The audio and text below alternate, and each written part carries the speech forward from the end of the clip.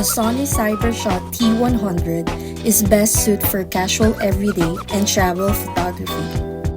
The DSC T100 was part of Sony's Slim T series, but stood out for having a larger 5x zoom lens.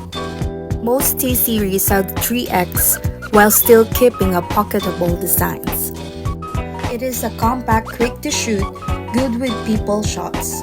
It is also good for travel and vacation photography, family and portraits, landscape and scenery, low light snapshots, and for events and parties.